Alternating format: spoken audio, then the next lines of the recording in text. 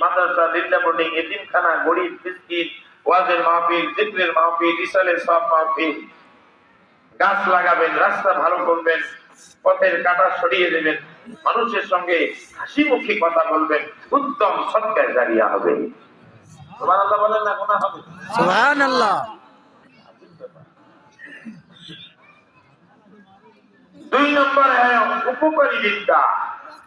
এই যে দিনী মাদ্রাসা, বেহেশতের বাগান, আলিয়া, হাফিজি, কোরআনুল কারিমার সবক, শুদ্ধ কোরআন পড়ে মাদ্রাসায় আসতেছে, এখানে তাফসীর শিখছে, হাদিস শিখছে, আলেম, হক্কানি আলেম হয়ে বের হচ্ছে। তিনি শিখাবেন এবং তিনি শিখবেন। এই ইলমটা করার পরেও কিয়ামত পর্যন্ত বাড়তে বাড়তে পাহাড় পরিমাণ ওজনে ভারী হয়ে আপনাকে জান্নাতে নিয়ে যাবে। আরেকবার বলেন সুবহানাল্লাহ। 3 নম্বরে ওয়ালাদুন সলেহ, নেককার সন্তান। আল্লাহ নবী বলেন, নেক সন্তান একটা রেখে যাও, কমপক্ষে একজন সন্তানকে আলেম বানিয়ে যাও। মা বোনেরা ভালো করে শুনে, কি বানাবেন? আমরা কি বলি? আরে কি বলবো ভাই, আমি উপরে দুধ এলে নিজের গায়ে পড়ে। আমরা আলেমরাই তো এখন ছেলেদেরকে মাদ্রাসায় না পড়ে এখন স্কুল কলেজে দিচ্ছি। আমি মাদ্রাসা, আমার বাবা আমার মা মূর্খ, তারা আমাকে আলেম বানালো, আর আমি আলেম হয়ে মাদ্রাসায় চাকরি করি।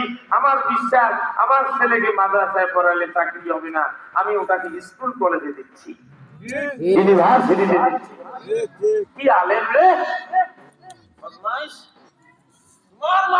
তোমার বাবা তোমাকে দিল মাদ্রাসায়, আর তোমার ছেলেকে তুমি আলেম হয়ে দিচ্ছ স্কুল কলেজ ইউনিভার্সিটিতে। তোমার ছেলে প্যান্ট শার্ট পরে দাঁড়িয়ে ব্রাশ ফায়ার করতেছে।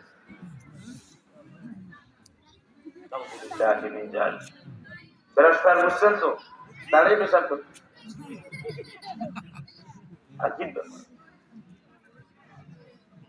মাদ্রাসার তলবে এলে এদের দাম কত বেশি। হাদিস শরীফের মধ্যে এসেছে, আল্লাহ পাকের কোন বান্দা বান্দি তলবে ইলমকে অন্বেষণ করার জন্য একজন ছাত্র যখন বাড়ি থেকে পা বাড়ায়, হাদিস শরীফের মধ্যে এসেছে, আল্লাহ নবী সাল্লাল্লাহু আলাইহি ওয়াসাল্লাম ঘোষণা করেছেন, ওই বাড়ি থেকে দরজা থেকে শুরু করে মাদ্রাসা পর্যন্ত 70,000 রহমতের ফেরেশতারা নূরের পাখা রাস্তার মধ্যে বিছিয়ে দেয়। সুবহানাল্লাহ। শরীফের মধ্যে এসেছে, ওই আল্লাহ পাকের বান্দা, ওই ছোট্ট বাচ্চাটি, ওই সোনার ছেলেটি, সোনার মেয়েটি যখন রাস্তায় দিকে যেতে যায়, 70,000 রহমতের ফেরেশতাদের পাখার উপরে পা দিয়ে দিয়ে মাদ্রাসায় পৌঁছে যায়।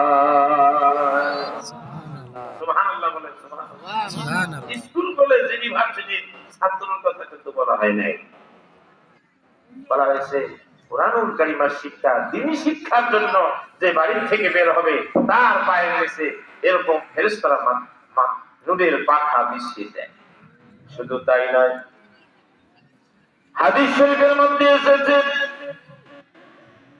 যখন কোন মাদ্রাসা তলবে এলেন, মাদ্রাসার ছাত্র ছাত্রী যখন বাড়ি থেকে রওনা দেয়, রাস্তার আশেপাশে যতগুলো কবরবাসীর কবর পড়ে, হাদিস শরীফের মধ্যে এসেছে, ওই ছাত্রটা তলবে এলেন, কোরআন শিক্ষা অর্জনকারী ওই মানুষটির কারণে, তার বদৌলতে আল্লাহ তাআলা রাস্তার আশেপাশে 40 গজ ডানে 40 গজ বামে, সামনে 40 পিছনে 40 গজ, এত দূর এরিয়া পর্যন্ত যতগুলো কবরবাসীর কবর পড়ে, ওই ছাত্রটার উসিলায় আল্লাহ তাআলা একদিন যাতায়াতের কারণে ওই কবরবাসীদের কবরের আযাব 40 দিন পর্যন্ত আল্লাহ মাফ করে দেন।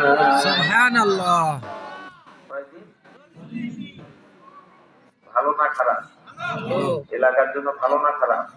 কবরবাসীদের জন্য ভালো না খারাপ? ও সম্মানিত হাজিরিন, আমার ভাইরা, বাবাজিরা, মা বোনেরা, ভালো করে শুনেন, বিশ্বনবী সাল্লাল্লাহু আলাইহি ওয়াসাল্লাম কেন একজন ছেলেকে নেককার সন্তান রেখে যেতে বললেন?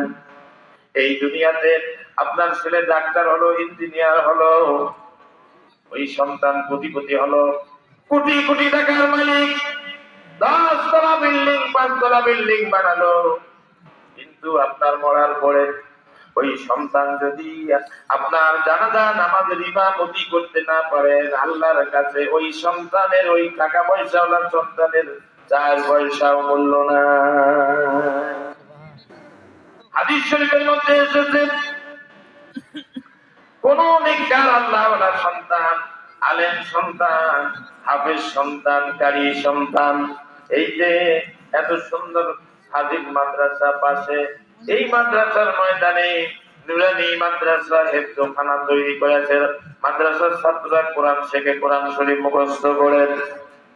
এই ধরনের আলেম সন্তান, হাফেজ সন্তান, কারি সন্তান যখন পিতা মাতার কবরের পাশ দিয়ে যায়, তার উপরে শোনেন আমার ভাইরা, বাবাজিরা, পর্দার আলে মা বোনেরা, কত সুন্দর ফজিলতের কথা হাদিস শরীফের মধ্যে এসেছে।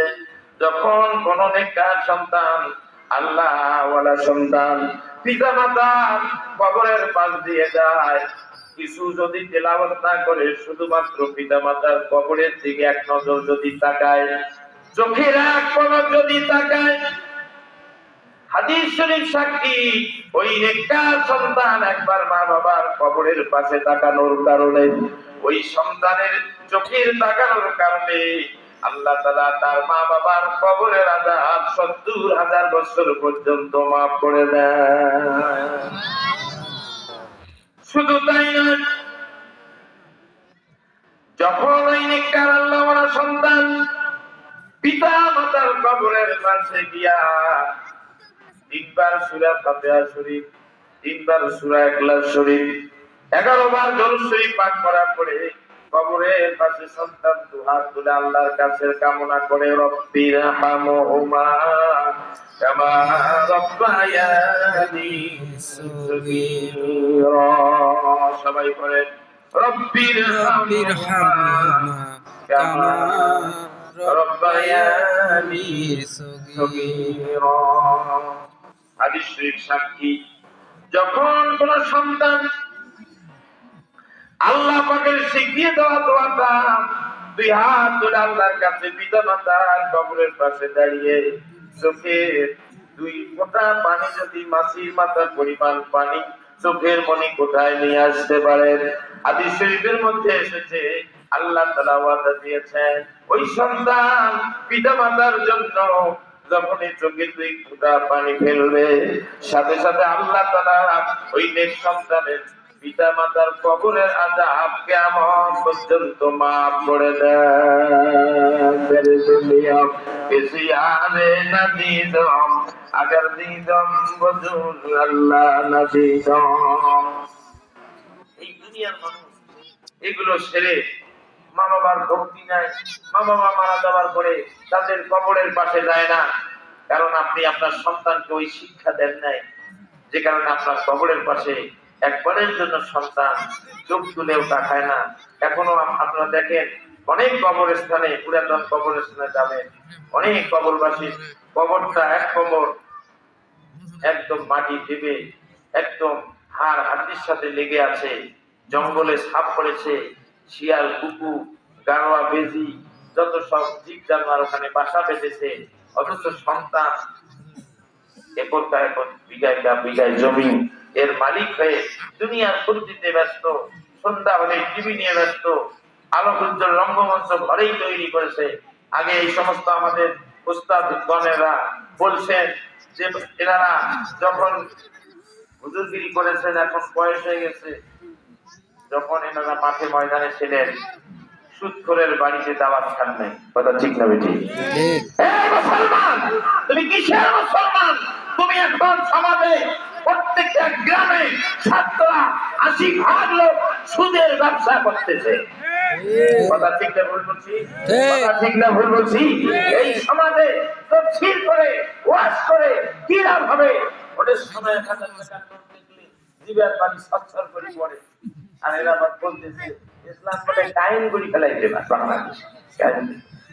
তো সোজা কয়টা জামাতের লোক আছো, কয়টা শিবির আছো, কয়টা হুজুর আছো, এই যে লোক খুলে বসছে, কয়জন আলেম বসছে এখানেই হিসাব, এইখানেই হিসাব করে না,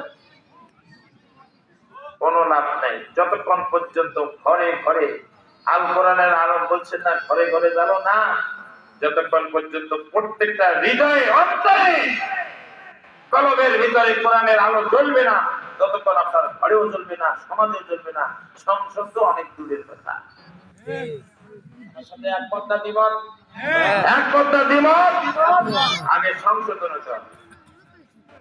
আপনার বডিতে ইসলাম নাই, আপনার বডিতে জুব্বা থাকবে, সাহাবীদের মতো মুখে দাড়ি লম্বা থাকবে, মাথায় টুপি থাকবে, তাহাজ্জুদ করতে হবে নিয়মিত, পাঁচ ওয়াক্ত নামাজ তো আছেই, সকাল সন্ধ্যা আল্লাহর জিকির করতে হবে, কোরআন শরীফ পড়তে হবে, কোরআন বুঝতে হবে, অনুবাদ করতে হবে, পড়তে হবে, তবে তো ইসলাম কায়েম হবে। আপনার 3.5 হাত বডিতে ইসলাম নাই, আপনি ইসলাম কায়েম করেন? লজ্জা করেন আপনার?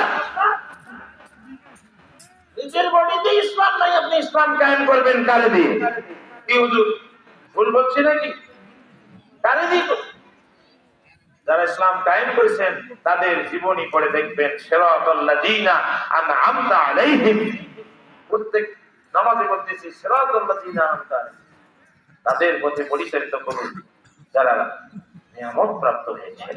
আল্লাহকে বলতেছে, আল্লাহ যারা আপনার নিয়ামত প্রাপ্ত হয়েছে তাদের মতো আমাকেও নিয়ামত প্রাপ্ত বানান, আমাকেও তাদের মতো অনুসরণ করে চলার তৌফিক দান করুন।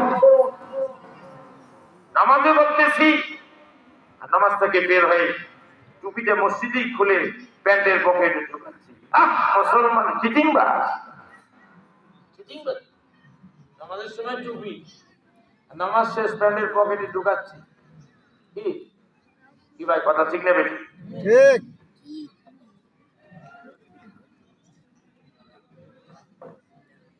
আধা ঘন্টা হয়েছে, এখনই শেষ করতে বললে হবে? কি ভাই, আধা ঘন্টা হয়েছে, কথা শেষ করবো? এখানে নোটিশ আছে, আপনারা ঢং করবেন আর বক্তা দিবেন স্লিপ। ওইসব বক্তা আমরা না, কথা বলার জন্য ডাকছেন, আপনারা যদি 1 ঘন্টা আলোচনা করেন বক্তা কি ভাই আমার সাথে একমত? রাগ হলেন? রাগ হলেন? বক্তা থেকে বক্তা বসে রেখে তামসা করলে হবে? আমি কিন্তু আবার ওইসব ভয় করি। হক কথা বলতে বাপকে বলতে হবে। ঢঙের ঢঙের আলোচনা আপনার আওয়াজ জোটাইছেন, সময়ের দিকে খেয়াল করেন না। প্রধান বক্তা কি ফজর পর্যন্ত ওয়াজ করবে? যারা তাহাজ্জুদ পড়ে, যারা ফজর পড়ে তারা কি করে? আচ্ছা বলেন তো, একজন বক্তা আধা ঘন্টায় কিছু বলতে পারবে? আমি আধা ঘন্টা বললাম, স্লিপ দিছি শেষ করে, কি ভাই শেষ করবো? শেষ করবো? কিন্তু আপনাদের কথা তো হবে না, আপনারা আমাকে দাওয়াত দিচ্ছেন।